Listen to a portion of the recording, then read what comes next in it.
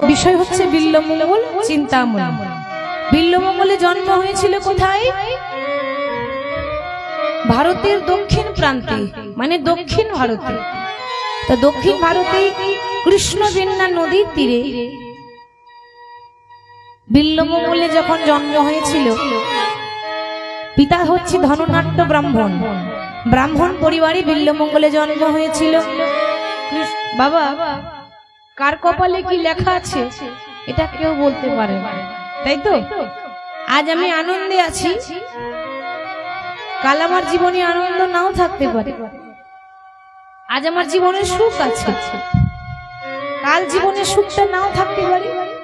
আজ আনন্দ আছে, হতে পারে দুদিন পর আমার নিরানন্দ হয়ে যাবে, তাই না? তাহলে আজকে কথাই আছে নিয়তি নিবন্ধতে, বিধাতা কার কপালে যে কি লিখেছে এটা কেউ বলতে পারে না।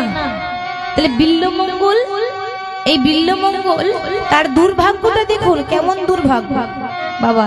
একদিকে বিল্লমঙ্গলের জন্ম হলো, আর একদিকে বিল্লমঙ্গলের মা ইহলোক ছেড়ে পরলোকে গমন করল।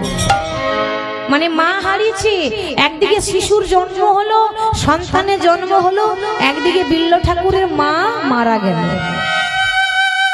দুর্ভাগ্য দেখেছেন?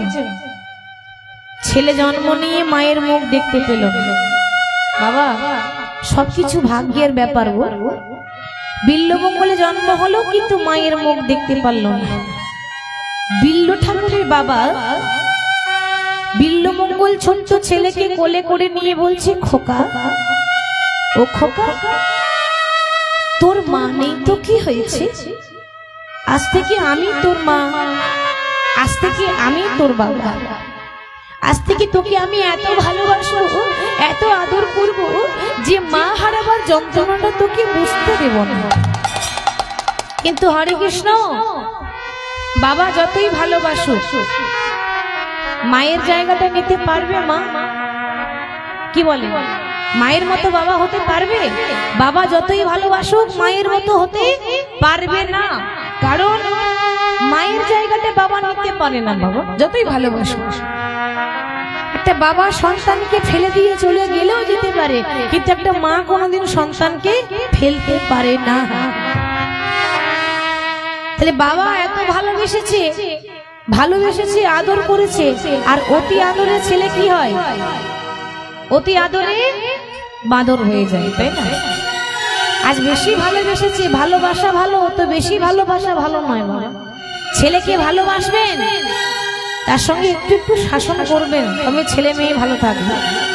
এত আদর করেছে, অতি আদরের ছেলে বাদর হয়ে মাথায় চেপেছে বাবা। বিল্লমঙ্গল বড় হয়েছে, মানুষ হয়েছে, কিন্তু মানুষের মতো মানুষ হতে পারলো না। কি করে মানুষের মতো মানুষ হবে? মা থাকলে ছেলেকে কিছু শিক্ষা দিত, মা নেই তো। মা মরা ছেলেটাকে এত আদর করেছে, মানুষ করেছে, মানুষের মতো মানুষ হতে পারলো না।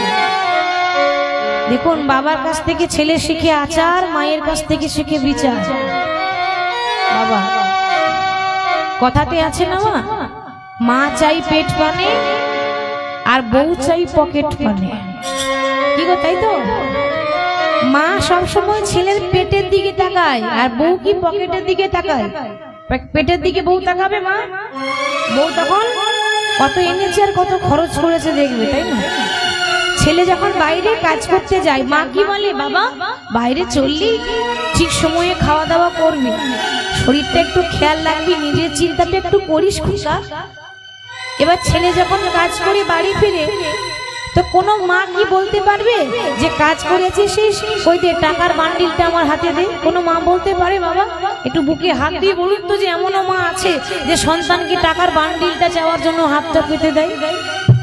এরকম মা দেখা যাবে না।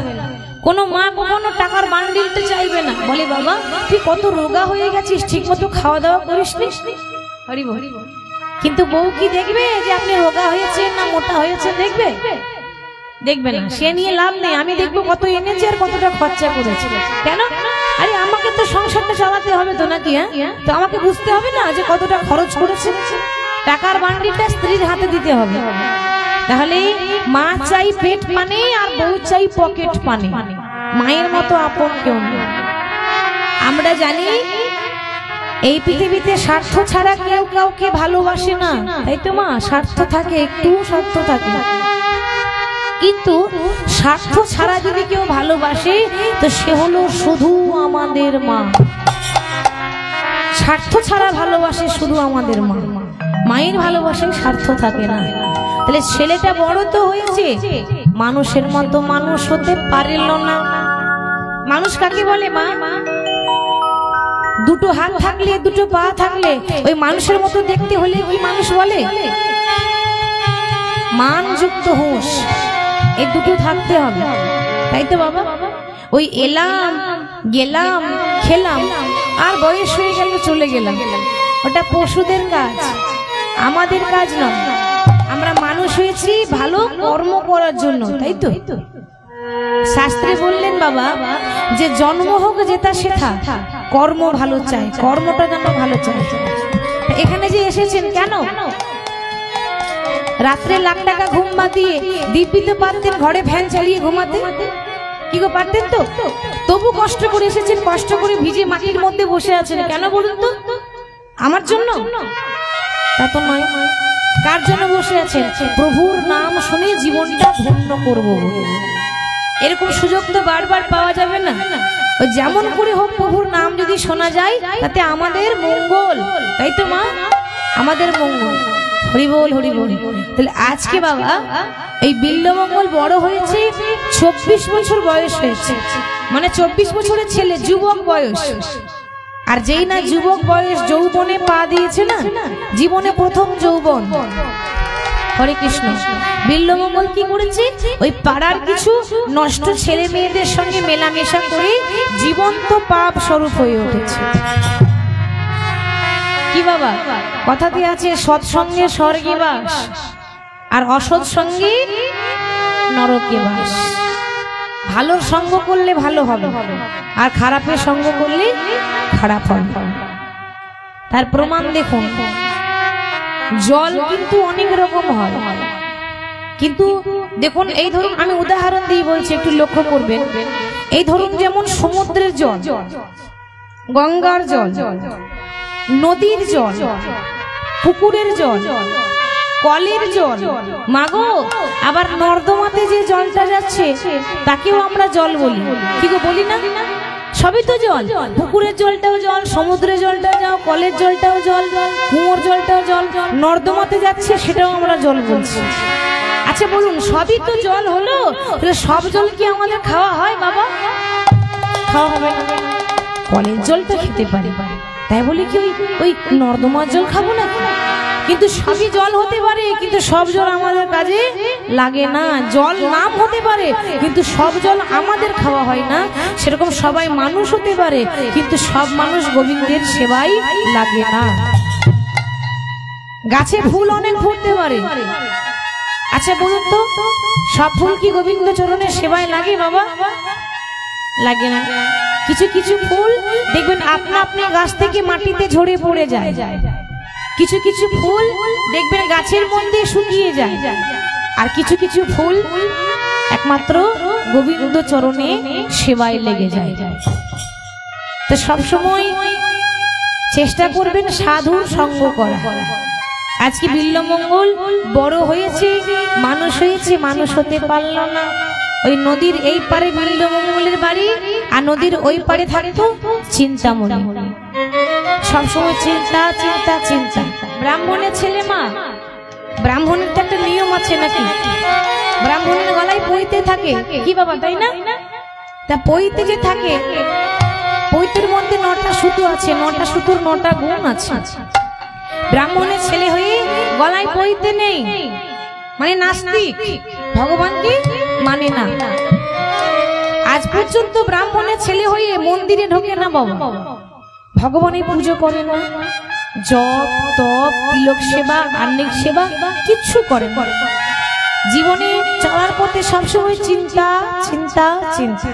খেতে যাই তখনও চিন্তার কথা মনে পড়ে যায়, ঘুমাতে যাই তখনও চিন্তার কথা মনে পড়ে যায়, শয়নে যায় নিশি জাগরণে, শয়নে স্বপনে নিশি জাগরণে শুধু চিন্তা চিন্তা চিন্তা। তো সবসময় চিন্তার কথা ভাবছে, ছেলের যখন এরকম অবস্থা হয়ে গেল, হ্যাঁ গো বাবার তো একটা গভীর চিন্তা হয়ে গেল। কেন? সবে মাত্র একটা ছেলে, তার যদি এরকম দশা হয়ে যায় তাহলে কি হবে আমার ছেলেটার? বাবা, এই বিল্বমঙ্গল ভক্ত না হতে পারে, কিন্তু বিল্বমঙ্গলের বাবা ছিল এক ভক্ত, পরম ভক্ত। আচ্ছা বাবা বলুন তো, ভক্তের ছেলে যে ভক্ত হবে তার কোনো গ্যারেন্টি আছে? গ্যারেন্টি আছে? গ্যারেন্টি নেই। বাবা ভালো হলে যে ছেলে ভালো হবে তার কোনো গ্যারেন্টি আছে বাবা? গ্যারেন্টি নেই। আবার বাবা খারাপ হলে যে ছেলেটাও খারাপ হবে তার কোনো গ্যারেন্টি নেই। তার সাক্ষাৎ প্রমাণ আছে ভক্ত প্রহ্লাদ। ভক্ত প্রহ্লাদের কথা কে না জানে?